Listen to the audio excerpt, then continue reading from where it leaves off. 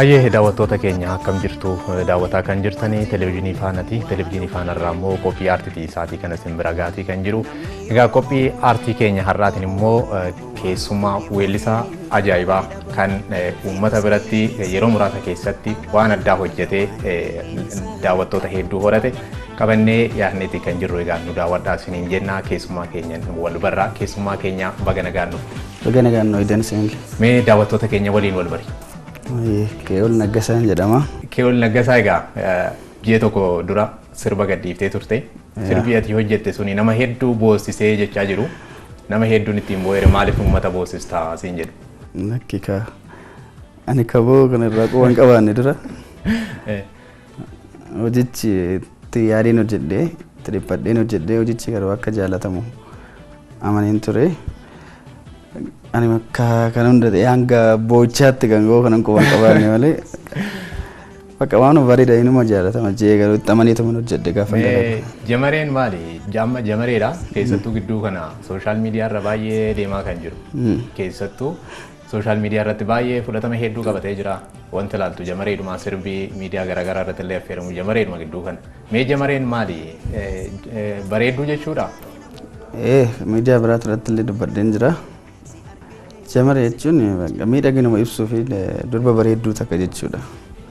Bareedduu kan taate jamaree qalloo dheertuu loogoo kan taate hin jira dubartii durba bareedduu jechuudha jamaree jechuun miidhaginuma ibsumuuf malee hiika addaa akkasitti qabaatee miti. Akkuma kunuu maqaa callisan yeroo maqaa miidhagina ibsu durbaaf waamanan jira mata baaboo maal akkuma jedhasan maqaa miidhagina ittiin ibsuuf waamanidha malee maqaa waan addaati miti jamaree jechuun maqaadha. Garuu sirba sana keessatti seenaa wayi waan jaalala irratti kan xiyyeeffatu moo maal irratti xiyyeeffata sirbichi? Jaalala namni gara waa itti ka. Ati garuu kaayyoon kee gaafa hojjettu gaafa hojjettu hojiin afaan Oromootu kamiyyuu gaafa hojjettu callisteetuma gamoo jaalalaa tokko qofa san ta'an fakkatti wanti yaadee hojjedhe jira. Garuu namni kara barbaadetti dhimma itti baasee garee namni callistee gaafa hojjettu jaalala keessa wal qabsii sirboota afaan Oromoo baay'ee gaafa laaltu waan baay'ee ibsasan keessa waan baay'ee jira. Amma kasa wanti ani yaadee hojjedhe kana siin jechuuf hundumtuu gara mataa isaa itti hiikkachuu danda'a waan ta'eef sirba hin jedhamu akkasii galee ani garuu waan mataa kiyya wanti yaadee hojjedhe jiraachuu danda'a. Amma meegaa si jaalachuun jibbine kan kaleessan sodaadhe malee jedha. Kaleessa waan si mudate jira laata? Mudannoo kaleessan sodaadhe malee jamaree si jaalachuun jibbine. Ani wanti na mudate hin jiru akka addaatti baasee wayi aartii gaafa aartii kana keessa seentee gaafa hojii kana dalagdu waan si mudate qofa miti kan dalagdu. Waan si mudate waan atumti qofta waan sun qofa irra ga'e qofa osoo hin taane uummata bakka buutee hojjetta. Uummata gaafa bakka buutee hojjettu uummata keessa maaltu jira jettee raawwattee gaafa laalte waan hedduu jira yaada akkasitti waraabamee waan baay'ee jira. Yaada kana garuu akka tasaa'itti beekamu mucaa tokko jira firee jaanni natti beektu ture dura wanti isaa aayidiyaa akka waa seenaa nama wayii natti gaafa seenaa nama wayii natti moo inni fakka akkasii miti xiqquma gabaabseetuma waa seenaa nama wayii na taphachiise waan sana immoo babal'isuun barbaade beekta kara baay'eedhaan aangilii baay'eedhaan.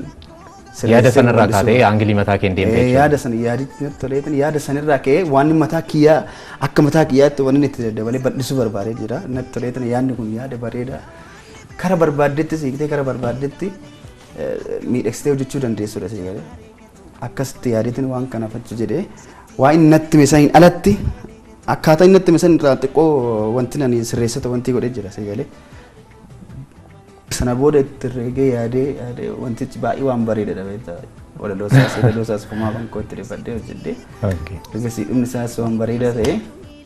Tarii amma achi keessatti ati akka yaada keetti sirbi jamaree kun hamma kana nama hedduu kan hawwate kan boojii kan isaanii noormaalii gaafa laaltu sooshaal miidiyaa kanarra kan bu'an illee jiru sirbichuma dhaggeeffatanii ifeeyanii kan bu'an jiru. Maaliif akkas godhe jettee yaadda? Iddoo seenaa nama biraa kan tuttuqee jira laata? Amma dura seenjeesi dura sirbicha kana yeedaloo isaan qofan dalagee ture. Ani yeedaloo irratti walaloo dalagaa gaafa hojjedhu yeedaloo irratti hojjedha walaloodha. yeedaloo dalagee sirba kana walaloo irratti hojjechuu barbaade yaada isaa wanti godhaa sarchi godhaan jira beektaa yaada akkam irratti hojjedhu kan jedhu dura yaada fidattame walaloo barreessuudhaaf yaada qopheeffattee yaada sana immoo akkaataa itti ibsituu fi itti babal'istu itti yaadda. Osuma jennu maqaan mucaa nama siin jeesuun firee jedhama waa'ee nama seenaa nama wayii na taphachiise achi keessatti amma gaafa na taphachiisu hin qabadhe waan san laalee wanni kun babal'achuu qaban jedhe babal'isee yaaduma kana babal'isee hojjedha jeen akkasitti angilii baay'ee namni baay'ee nama gara baay'eetti hiikkatasi kanaan booda yaada isaa akka itti babal'isee hojjennetu beeka innis ni beeka innaa waan bareedattee namni immoo wanti akkasitti foo jedhee too yaadu yaadichi tanaan dura nama namaan miidhame mitire nama namaan miidhame ammoo nama jaalachuu sodaate. Saba kanarraan kee namoonni baay'een moo jaalatan akkamuma akka miidhamanii nu badhe beektaa. Keewol garuu mudannoo akkasii keessa hin jiru. Jiru. Namoonni hammam akka miidhamanii nu badhe yaada kanaan. Amma gaafa akkasitti ani immoo jalliseetuma miidhama qofallee dubbannee furmaata isaallee dubbadheen jira nama sirriitti dhaggeeffateef keessatti. Iddoo kun namni yoomuu waan ofiin barbaade dhaba fedhus dhiisus waan hireen isaaf qabaatte qaba wanti hin oolle waan hin oolle. Namni fakkeenyaaf tanaan dura argadhee hiriyaa qabadhee akkasitti naman jaaladhu dhabee kan jedhu durumaayyuu osoo waan inni waliin barbaade namni addan bahu eeti yaada sigalee hireen isaa osoo kan dura walitti fidde ta'e hireen isaa lamaanii kan walitti fidde osoo ta'e addan baan jedheeti namanaa kanaafuu namni wanti fedhis dhiisus waan hireen isaaf qabaatte qaba. Jaalattus jibbitus kan hiree ta'eeti inuma qabaatta waan ta'eef dhiphachuun hin barbaachisu kana hundi. Guyyaa isaa yeroo isaa eegee kan olii dhufe inuma dhufaadha. Hayyee Keewol dhimma jamaree itti deebinaa hin xumurruu daawwattoonni keenyas egaa Keewol Naggasaa weellisaa Keewol Naggasaa ammas istiidiyoonuma keenya jira kanuma itti fufnu ta'a egaa sirba Keewol keessaa immoo tokko daawwannee walitti deebinaa ammas nu waliin turaa isiniin jenna egaa.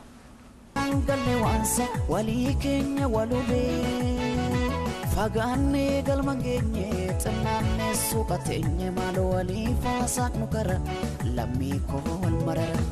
Fagaanne galma geenye xinnaanne suuqa teenye maal waliif haasa'nu kara. Bareedaadha. Maaliif wal sakaallaa jedhu? Sirbi kun kan eenyuti Keewol?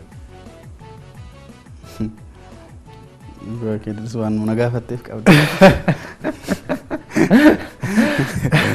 Namoonni hedduun kan Haacaaluutti hin beekanii amma miidiyaa irratti yeroo darbes miidiyaa 2-3 tokko irratti na gaafatanii yeroo dubbadheen jira. Sammuu isaa irraa xiqqoo amma babbaraa jira natti fakkaate uummanni akka kan kootee akka waan akkatti kan hunda wal fakkaateef na ajaa'ibee hanga beektaa hanga namni amanuu dadhabee kan hunda baay'ee na gaafinatuma beektaa baay'ee dhugaa. Anuuntu amanuu hin dandeenye. Jechuun xiqqoollee hin jira mire amma si hubachuuf illee hin deemu beektaa namni tokko na ajaa'ibee bakka hamman callisuu fa'aatti hin ga'e yeroo tokko kan ko'achuuf illee na hubachuudhaaf bakka akkamitti kan hunda akkas ta'e kan jiru immoo na gaafinatuma baay'ee beektaa. Na hojichi ani hojii Haacaaluu baay'ee dinqisiifadha. Haacaaluun moodeela kiyya. Sansaniifis natti fakkaata. Sagaleen nama jireenyi namaa kun beektaa pireejarii keessa jiraata. Jireenyumti namni jiraatu hundumtuu haala fakkaata sigalee. Amma fakkeenya namni ati dinqisiifatu immoo namni ati dinqisiifatu tokko amma beesaa dhiibbaa wayii tokko sirratti mul'ata wanti isaa. Saba sassa irra natti fakkaata hojicha immoo Haacaaluun gaafatamee akka kan isaan ta'initti dubbatee jira. Otoo lubbuudhaan jiru jechuudha sirbi kun kan ba'e. Eegaa osoo Haacaaluu lubbuu bara 2008 Haacaaluu akka gaafatan dura nama natti hime ture. Sana booda Haacaaluudhaanis wal arginee turre naannoo bara 2011 akkas wal arginee turre 10 bara 2010 natti fakkaata.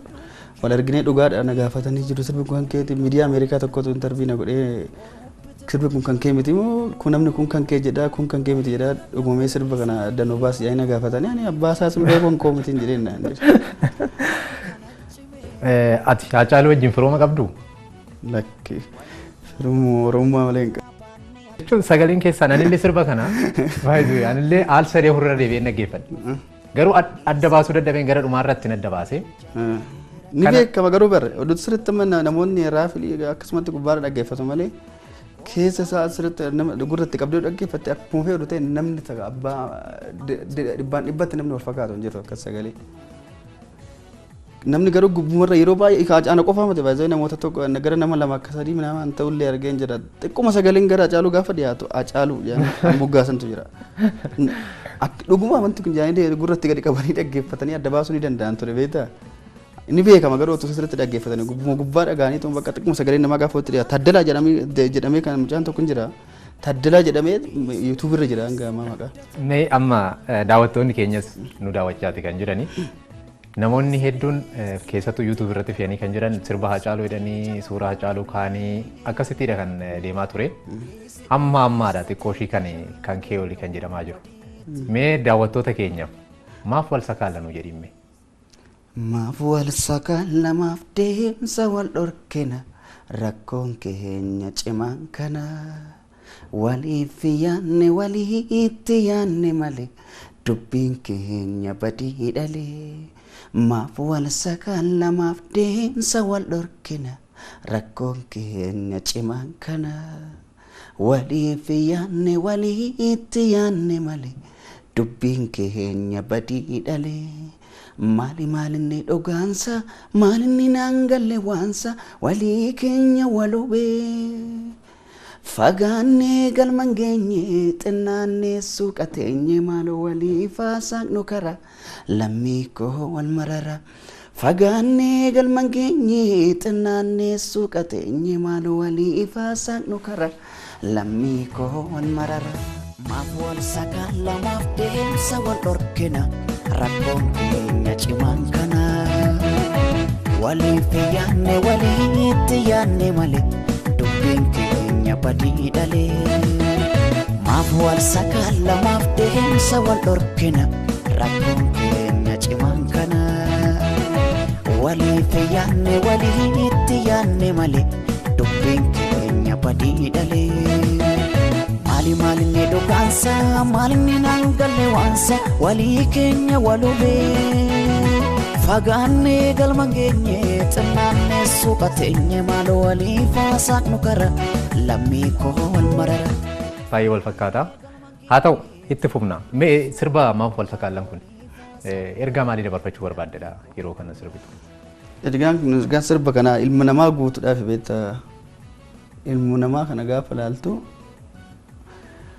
waan isa fayyannetti nama miidha. Waan isa fayyannetti kan xiqqeenya namaa hawaa namni gaafa xiqqaatu angilii kamiinuu laaltee karatti si fayyaduun tokko hin jiru namni gaafa xiqqaatu.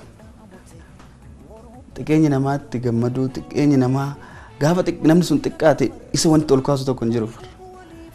Kanatu na ajaa'ibee kun ammallee waan inni nama walumaa akkasumatti uumaminatti fakkaata beektaa waan kana jettee waan osoo hin taane akkasumatti bakka dhaamsa amma dabarfattee hammi tokko bakka namni waan kana hawwatu jechumaaf malee asumaas deemtee otuma meetira 50 tarkaanfate waan ajaa'ibaa agartamu gadi baatee kunuu baay'ee na ajaa'ibeetuma maaliif kan jiru tokko namni bakka xiqqoo ofaa gaafatu jeetuma.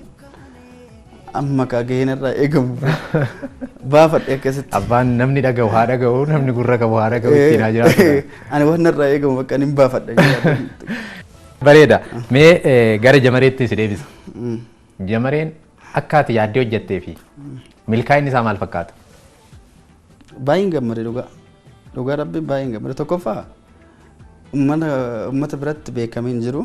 Hojiin amma fulsa kaallaan hojjetamee jiru kunillee inni namni tokkicha ni qabullee maqaan Haacaaluutti beekamee jira. Maqaan namni na beeku hin jiru sii galee. Hojii jalqabaa kooti.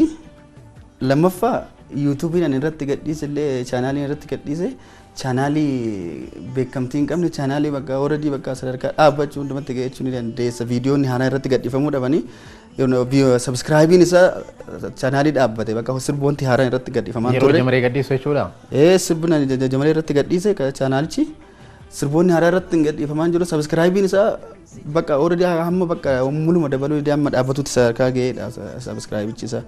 Mucaan ergasii kaka'umsa mucaan immoo bakka chaanaalii kana guddisuudhaaf amma kaka'umsa godhatee sirba kan koo kanas hojjisiisuudhaaf produce na godhe innillee milkaa'eera. tokkoffaa chaanaalii haaratti gaafa gadhiisu namoonni baay'een akkamitti asirratti gadhiista asirratti gaafa gadhiisu tokkoffaati weellisaa haaraa lammaffaa chaanaaliin kun chaanaalii beekamtii hin qabne akkamitti kan kana goota lakkii sirbi si'ala xiqqoo si'ala viyuun isaa akka uummata bira hin geenye ta'uu danda'a si'ala miidhamuu danda'a naan jedhe ani waan takka nin amane bakka wajjin akka deemu hin shakkine bakka tokkoffaa bakka waan tokko miidhagaa ta'uu isaa dura itti yaaddee hojjechuudha. Kanas ta'e uummanni kun hojiin kan uummatuma bira naaf haa ga'uudhaan inni guddaan tokko isatu pirodiisu na godhee tanaan dura kilippii waraabuudhaaf deemillee waggaa tokkoon dura ture kan gadhiifamu ani bakka waan fe'aa ta'u uummatumatti naaf haa ba'u jedhee murteesse. Namoonni gaafa akkasitti amma sababa kanaaf jecha waggaa biraan eegu jedhee hodhatti murteesse. Egalee eeganni pirodiisu na godhee akkasitti wanti yoodee mucaanis immoo miiruma gaariidhaa walitti dhufnee inuman gadhiisa jeetuma murteessee dide namoonni tokko namoota akkasii yaada naa kennitu jiru baay'ee sii sodaanne garuu chaanaalii kana naan jedhani isaan gaafa arganii ajaa'ibsiifatan asii galee akkamitti chaanaalii kana irratti sirbichi ilaalama jedhanii anillee asii galee amma akka sirba haaraaf sirba jalqabaatiin gaafa laalu baay'een gammade dhugaa tokkoffaa gammachuu keessa darbanii kan boochaa kana amma ani yaande asii galee garuu baay'inaan shamarrantu bu'aa jira maaliif ilaala? Shamarran turre miidhama jechuudha bakka jaalalaan dhiirra kun ni miidha jechuudha bakka shamarran gaariitti wantiisa. Abireejiidhaan gaafa laaltu dhiira turre shamarran miidha jechuudha. Haa ta'u mee biyyoonsaa yookaan miliyoona 3.4 geeraam kan daawwatame jechuudha gama yuutuubii qofaan. Fiidbaakiin yookiin dubdeebiin hawaasa biraatiif kenname jamana irratti maal fakkaata? Irra dhugaa waan ajaa'ibaati baay'een gammade dhugaa.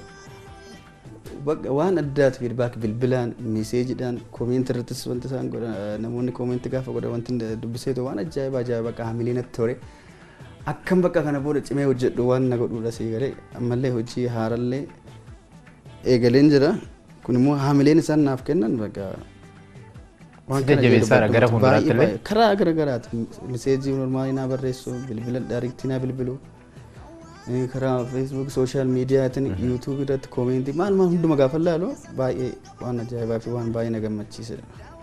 Sirbi jamareen kun meeqaffaa keedha? Kuni amma sirba jamareen sirba jalqabaa jechuu dandeessa beektu amma bakka ana akka jalqabaa tallaala dhugaa. Sana dura garuu keessattuu sirba teenya Itoophiyaan kan jedhus jira. Social media kanarra deemaa ture. Yeroo teenya Itoophiyaan kan jedhu suni uffata raayyaa uffattee yeroo jajjabinaaf natti fakkaata kan sirbite haamilee raayyaa biyyaa jajjabeessuuf akkasumas immoo waa'ee adawaa illee achi keessatti tuttuqxeetta atileetota Oromoo illee achi keessa jiru gaheen isaanii adawaadhuma keessatti immoo gaheen gama Oromoonni achi keessatti ba'anillee mee isa akka maal kaayyoon kee maal ture? Zawee sirba san amma ergan jamaree kana baase booda namoonni tokko gabbaasanii inni akkas ture inni raayyaa faarsaa ture maal jedhaa ture jedhaniiru argeen jira. Garuu uffatuma raayyaa ittisa biyyaa waan hunda irratti arganiif qofa natti fakkaata malee sirbicha dhaggeeffatanii akkas waan naan jedhan natti fakkaata. Aydicha sirbichaa irratti hojjedhe oolmaa ilmi Oromoo Itoophiyaadhaaf oole achirratti hojjedhe.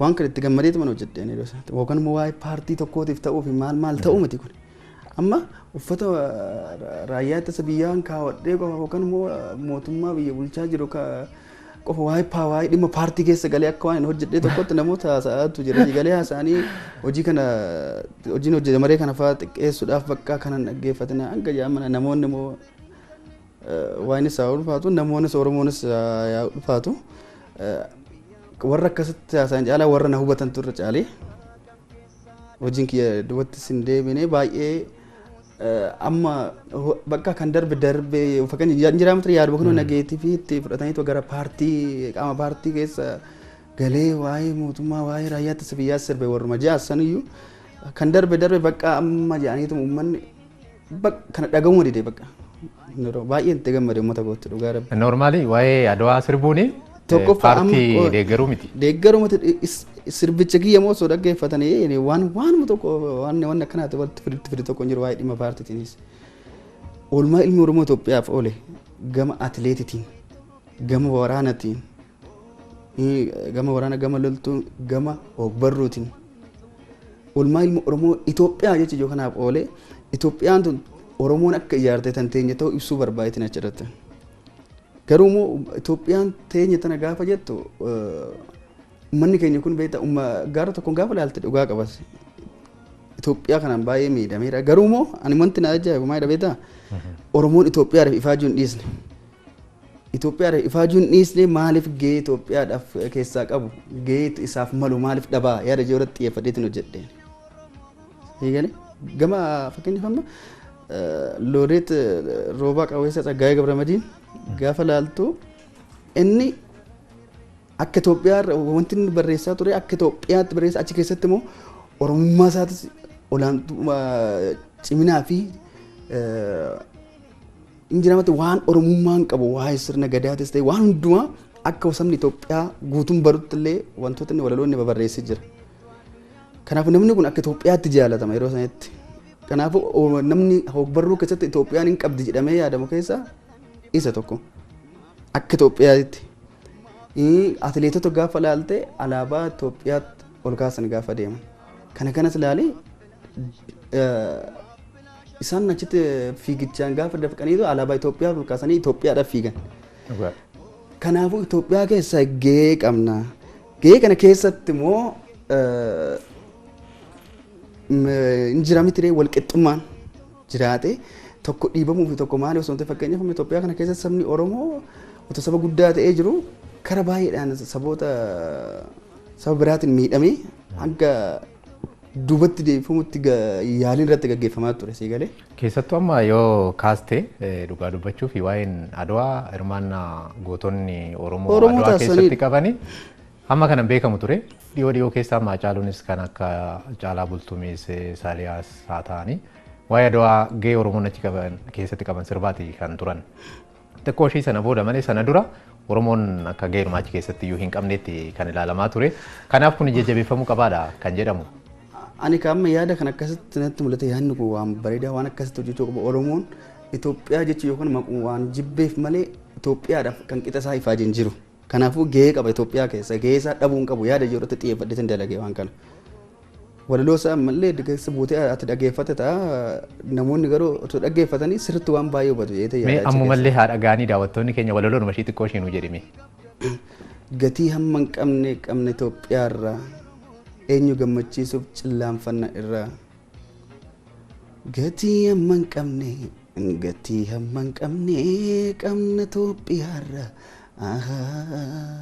Eenyu gammachiisuuf eenyu haa gammaduuf cillaanfanna irraa maal jee baay'ee jira baay'ee keessa kanarratti xiyyeeffadheetiin kan hin dalagee namoonni tokko akkasitti hubachuun isaanii baay'ee xiqqoo.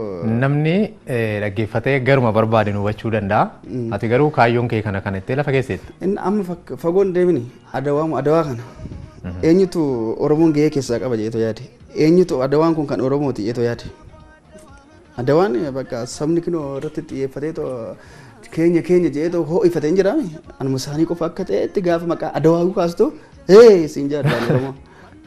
Hacaaluu garuu amma lubbuun isaa jannata haqananiitu inni yeroo sanitti kutatee raawwateetti seenaan dubbisa Hacaaluun laaletti gaafin kun wanti kun waanuma bakka adawaa waanuma jarri wanti jarri kun jala fiigu sabni biraa jala fiigu jibbinuuf malee gahee keenya qooda keenya adawaanii dhiiga uummata Oromootti lolee lafee uummata Oromootti caccabee. Jeneraala 11 keessaa 9 kan Oromoodha.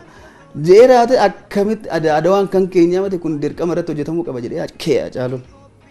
Hacaaluun gaafa ka'u ergasii Oromoon jechuun adawaa jiru kana adawaa jechuu jammata. Keewwan Laggasaas itti fufee gahee qabnaa jedhe. Itoophiyaa kana tokkoffaan Hacaaluu waan baay'een duuba deebi'ee tolaale gaafa laalu gahee qabna Itoophiyaa kana keessa sii galee. Gahee keessoo gahee olaanaa. Gahee olaanaa qabna waan ta'eef dhabuun qabna bakka qooda san keessa.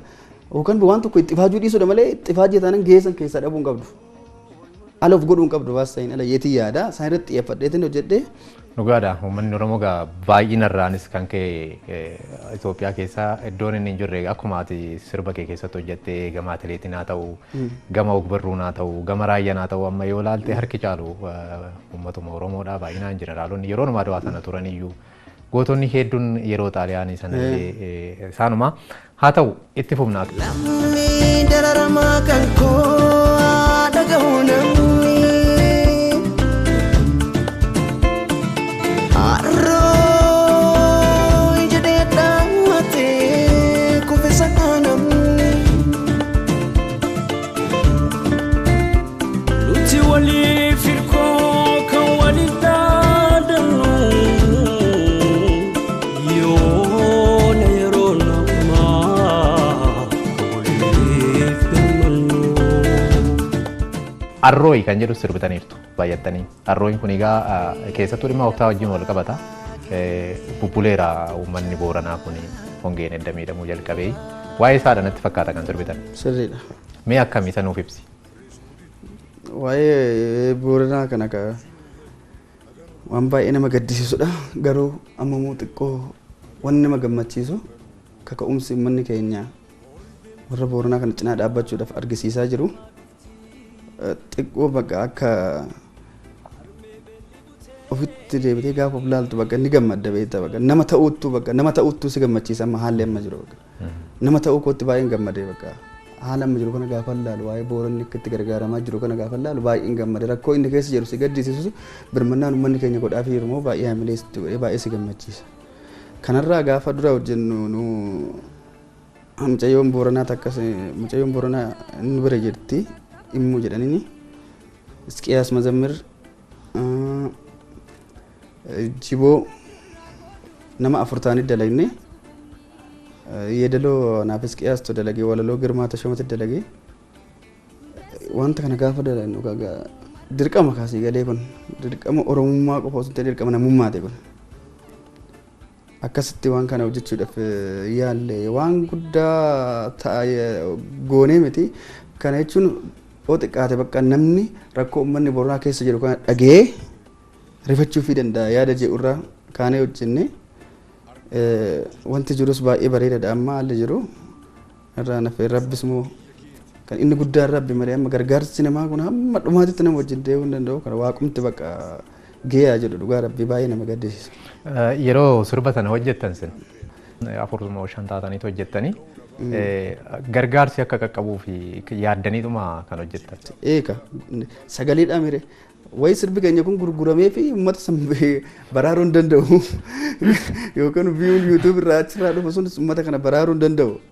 Sagalee kana dhaga'ee namni biraa akka birmatuuf akka rifatuuf malee inni guddaan isaa nu qofas miti namoonni biroos kan hojjetan jiru bakka kaka'umsi jiru baay'ee waan miidhagaadha bakka sagaleerraa dura sagalee waliif ta'urra amma osoo dubbatin bira darbuun barbaadu waa'ee mucaa murtii guutuu jedhamu tokko sooshaal miidiyaa feesbuuk irratti ilaaluu dandeessa. Erga nu viidiyoo san dalagnee viidiyicha nu eega dalagne hojiin kiyya hubee 7 akkasitti miti kan dalagne tureera viidiyicha ergasii illee inuma xiqqoo inuma dudubbatama malee kaka'umsi akkatti gargaarsi Booranaaf ta'u kan hundan turre. Murtii guutuu kun gama feesbuukitiin amma chaalenjii erga hin goona suuraa isaa tokko jalqaba kan isaatiin arge chaalenjii hin goona jennee erga walii galee chaalenjii Booranaa gama feesbuukitiin irratti hirmaannee hundumti keenya waan kana irratti hirmaannee chaalenjii haa goonuu jedhee raawwatee poostotee erga sirraa uummanni keenya guutuun dammaqee gama feesbuukitiin Booranaa chaalenjii jedhee raawwatee akkasitti rakkoon sagaleen sun dhagahamee uummata guutuu kana bira ga'ee gargaarsi ammana ga'u kun har'a akka gara Booranaa deemuuf taasifama. Dhugaa dhagamee mucaa murtii guutuu yoo kana bakka gama hundaan hamma inni beekatti dhiyaate hamma kun miseejiidhaan bilbilaan abbootii qabeenyaa kadhatee amansiisee meeqa wanti godhatti kan amma inni kan amma akkasiin godhee inni dubbatu ayin hin beeka miseejii faadhaan barreessee fi kadhata abbootii qabeenyaa guguddoo kana maal eeddan maal jedhee kanaafuu mucaa sun mucaa galateeffamuu qabudha sirriitti. Haa ta'u aartiin egaa meeshaa guddaadha meeshaa caalaa uummata kakaasuufis deeggarsaafis waan akkasiitiif ji'a tokko dura natti fakkaata sirbichi kan sirbame. Ji'a tokko dura. Garuu ji'a tokko dura sirba malee isin carra qabeessa taatanii amma immoo akkuma atiyyuu kaastee gargaarsi hedduun gara sanatti nama dhuunfarraa hanga garaagaraatti deemati kan jiru. Kanaaf hin carroomtanii jechuudha isin. Dhugaa carroomne nu qofaa miti kaka'umsa kun namoota hedduuti kanaafuu baay'ee waan bareedaadha bakka sagalee jechuun waan guddaa waan xiqqaasitti fakkaata sagalee namaaf ta'u. Yoo dhattanii maallaqaanis deeggaruu yookiin sirbi keessanis gurguramee deeggaruu baateeyyuu waan hojii guddaa hojjeteeraa jechuudha. Eeyyee maara sirriitti beekamaadha. Mee keewol kana booda maal hojjetaa jira amma immoo? Amma hojii haaraa eegaleen jira. Hojii akkamii? Hojii haaraa eegalee amma istuudiyoo jira. Jeetu muraasa booda uummata koo biraan ammayyuu baay'ee gama baay'eedhaan na haasofsiisaa jiru. Maaloo nurraa turtee naan jedhanii ammayyuu. Dubartoota si haasofsiisaa jiraa? Dubartoonnis dhiirris ta'e namni hunduu bakka ammallee bakka hojii haaraa nurraa eegaa jiru garmalee. Kana booda oduu nan dhiisa jedhee waan yaadanne. Haaleen uummanni naannoo tasuma bakka an jira waanuma kana qofa akka yaadu hanga na godhutti garee bakka kana duraanis ani waa'ee aartii malee waan biraatti xiyyeeffadhee hojii biraa akkasitti xiyyeeffadhee illee wanti hin beekuun hangas mara walaloo fayyadamuun nama dalagaa ture kanaan dura. Ani aartii gammadeetu man hojjedha.